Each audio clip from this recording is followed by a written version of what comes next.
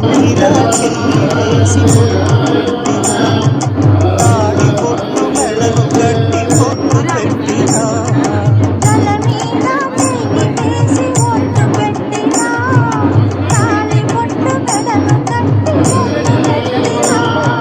సర్ది బొట్టు పుట్టినా సప్త పనులు పెట్టినా